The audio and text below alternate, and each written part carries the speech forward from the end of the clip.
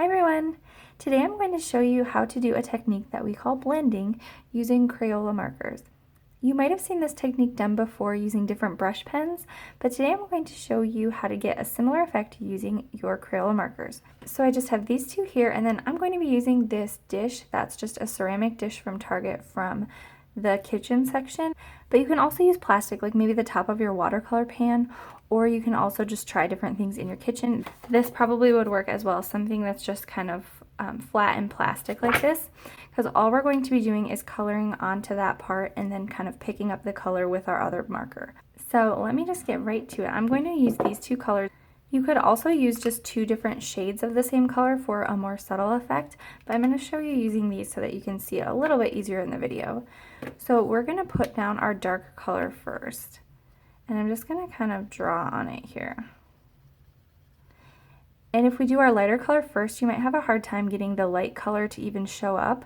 So I'm just going to put the darker color here, and then I'm going to take this color, and let me just show you what it looks like before so you can kind of compare.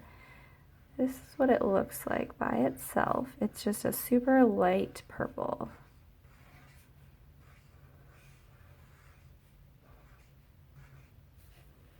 So I'm just going to do one swipe, and I'm kind of angling it just a little bit. I don't want it just on the end, but I also don't want to pick it up on the whole side of the marker.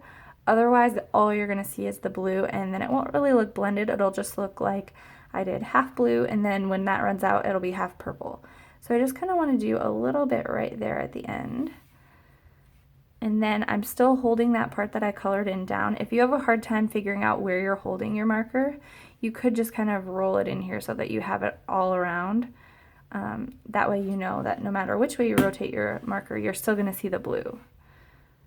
So then we're going to do this. And then I'm just going to draw a little bit until that color starts to run out. So as you can see, it started out pretty blue, and then it's pretty much gone by this point. So then when that happens, I'm just going to swipe it through again or rotate it around if that's easier for you. And you can do as much or as little as you want. If you want a super strong effect, you can do more than I'm doing.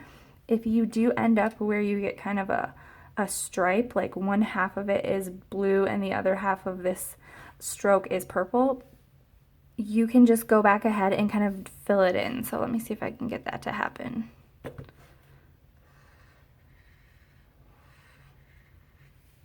So see how that's really pretty and it's kind of blending together.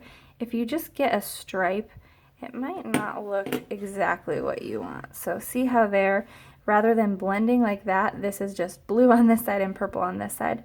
And I can just kind of go back in and draw over that. So once I went back and filled in, you have this nice pretty ombre effect that starts out like really deep, and then as we continue drawing, it's just going to get even lighter. So I showed you the blue and purple, and now I'm going to show you a little bit more subtle of an effect with just using purple and a light purple. This is not going to show up as much. I'll show you. This looks like that. And then this one looks about like that. It might be a little bit lighter. So when you're done with these, if you've got some markers still on them, you can just kind of rotate them around and try to color it off until it turns back to its original color. So I'm just going to color on the side here so that I don't get them mixed with the blue. And then I will do the same thing with this purple.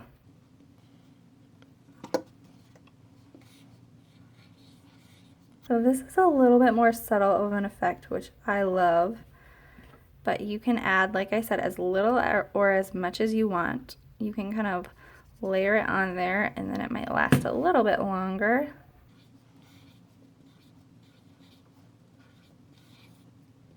And this is super similar to the look that you get when you use some of the brush pens that are created for blending. And even though these aren't made for blending, you still get a really fun look. So I thought that I would share that with you if you haven't tried this yet. And let me just show you what it looks like if you do put all of this into the color. It's just going to be a little bit harder for us to run out of that color.